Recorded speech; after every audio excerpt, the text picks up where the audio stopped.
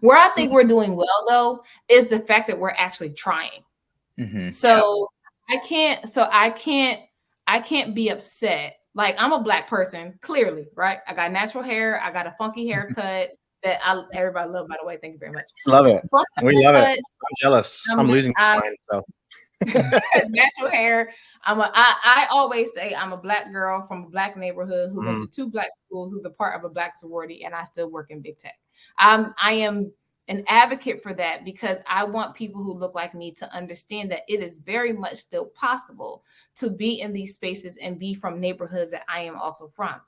Where I think we're doing well is we are actually trying. So what I mean by that is I was partnering with a company and I was on a panel, and a white guy, he comes up to me who works for the company. He says, Shanae, I listened to you on the panel and I love what you had to say. I have a question. I said, what's your question?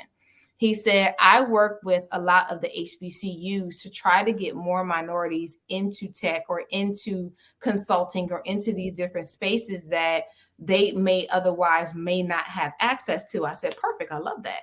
And so he said, how do I connect with people who are from the HBCU community, even though I'm not Black? I said, that's a good question.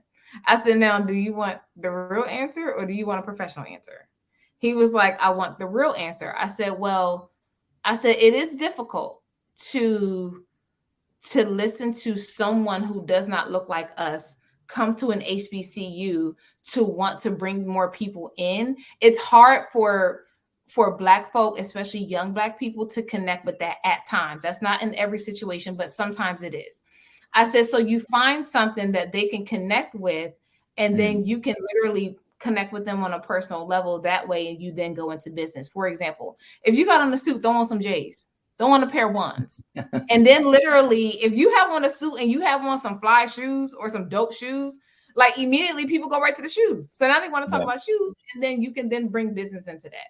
So I think what we're doing well is the fact that he actually asked me and he wanted to really know. Daryl, you also said at the very beginning of this, you said, I'm going to be a student in a lot of these conversations. I love that. The goal is, all we want is to try to understand, even if you don't. So that's where I think we're doing well, is to step forward and actually trying. Hey, I'll be honest. It's funny. So as you guys know, and people listening in probably know, like, I'm from the UK, and when I moved here to America 3 years back, like, if I call customer service, if I'm in a situation where I am not seen and my voice is not heard yet, my name is connected to being a Black person more than it is to a white person. I've had you Black. Trust me. I have had that so many times where they'll say to me, they'll come on the phone, they'll be like, I thought you were Black, like, you're a white guy. And so we all suffer from bias. Like, it's a natural thing. It's not a crime, like, it's there. But you hit on a really good point earlier about, if we are aware of our ignorance, if we're aware of where we are missing empathy, where we're missing understanding. You know, I was in a meeting a few weeks back with my team and the leaders, and we were talking about this, and I stopped certain people a few times, and I was like, that is unconscious bias. Like, we have to address that. We have to do better. It's not about, and we touched on it briefly earlier. I'd love to get your perspective on it. The whole, like, diversity hire token, where people do not want to feel like that they're a diversity hire. People want to be hired because they're dang good at what they do, right? And so it's helping leaders understand that we hire for skill first. That, like, engineering, tech, the defense sector, like, the three areas that us three are in is yes, it's predominantly male industries. And I used to be in the security space. It was very, very male heavy. And we had an emphasis on, kind of getting gender equality in our hiring. But I always help leaders understand, like, this doesn't replace hiring the best person for the job. It's about improving your approach to encompassing more people. I'd love maybe just to wrap up your perspective on that and, like, the diversity hire, token. Yeah, so I've heard it a couple of different ways, and honestly, I see all points of it. I've had to genuinely expand my mind working in big tech. I didn't realize how closed-minded I was until I worked in big tech and literally started to work with people from all walks of life. And so, one of the perspectives I have, I sat in on a panel with an amazing podcast. Not sure if you all heard of it. It's called Tech is the New Black. Sat in on a panel with Tech is the New Black, and that was one of the questions that was asked. And so the person who answered it, the question was something like, "Have you ever felt like the token Black person in a company?" And my answer was no, because I've literally never felt like a token Black person. I've never been in that situation. But another person who's been in tech way longer than me was like, "Yeah, I have felt like the token Black person, and I don't care, because the same information that I need to continue with my skill set and to develop myself is what this job is giving me, and they're paying me for it." So I saw that perspective, and I was just like, yeah, that makes perfect sense. Then I saw the perspective of, why not hire me for my skill set? Why did you just hire me because I was Black? I see all sides of it. So I put up a post on LinkedIn a while ago, and people took it different ways. The post was, "You didn't get the job not because you are Black, but could it be that you just didn't interview well?" And I asked that question because there are times when we do feel like we're hired because we're Black and not for our skill set. And part of that could be that it's what we're hearing when we get on the job. It's how that sounds. It sounds like you only hired me because I'm Black. I asked that question because I've sat in on interviews where, literally, being the HR person in the interview, where people who look like me did not interview well. People who didn't look like me didn't interview well. And none of those people were hired. And so I would feel like I agree with hiring the best person for the job, but you also have to look at it in a way where some of the jobs that people who look like me want, we don't have the skill set for it yet. And part of that is because some of the information we are just learning. So there are times when the African American community is behind the curve.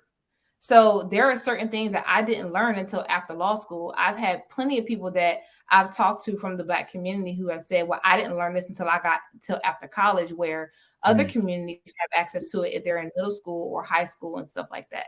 So I just see all sides of it. I don't have a straight answer to that. I just see all points of it. And I try to stay neutral because I get all sides of it. So I try to be an advocate for all points of it so that everybody understands everyone, again, coming back to, so we all can win together. Yeah. I think from a talent acquisition standpoint, to kind of bring this full circle, I think one of our biggest objectives should be creating equity within the process, right? Equitable hiring processes, because I think if we take that approach and we work really hard to instill that in our hiring teams and our hiring managers and in our training and everything like that, we're going to find that, talent is evaluated more consistently and fairly. We eliminate, kind of the biases towards referrals or towards certain types of candidates from certain communities or certain schools or whatever it may be.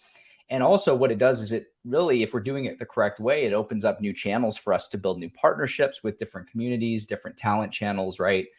So what I have found is that, the best thing we can do, at least up to this point, maybe I don't know everything, I don't have all the answers, but in my experience, working hard to create those equitable hiring processes and that consistency of talent evaluation, like your managers and you as a recruiter and the recruitment teams need to really know how you're evaluating talent. And if you start to see sniffs of bias or any kind of anything that deviates away from how you're teaching your teams to evaluate talent, you need to, track that. You need to call it out. You need to figure out, okay, well, where are we missing the mark? Why are you viewing it this way? Why is this candidate maybe not being considered when on paper it looks like they meet all the criteria, right? So I just think that there's a lot of responsibility on talent acquisition teams to build those consistent processes, those equitable processes, and bring everyone else in, right? And keep everyone moving in the same direction.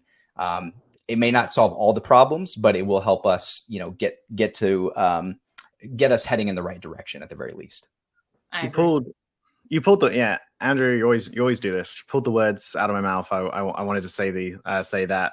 You hit the nail on the head. I think it really comes down to having a good, consistent process, because if you're going to do a quick phone screen and like one crappy interview, and that's how you're hiring your teams, then it's very easy for someone from a minority community to feel, was I a diversity hire? But if you as the recruiter, like, hey, like, Shanae, I, gave you a really thorough phone screen. You then went through a hiring manager interview. You then had a technical interview because, you're an engineer. And then, we had a final cultural chat with one of our VPs, and we put 12 other people through that process. You are one of the best. We want you. That is going to make Shanae feel like, like, I earned this. Like, this is my role. Like, I'm one of the best and for this role right now, and I'm really grateful for it. Blah blah blah blah blah. It's less likely, because we have a good process in place, less likely for them to feel like, oh, I was this super rapid diversity hire, and more that you were hired for your skill.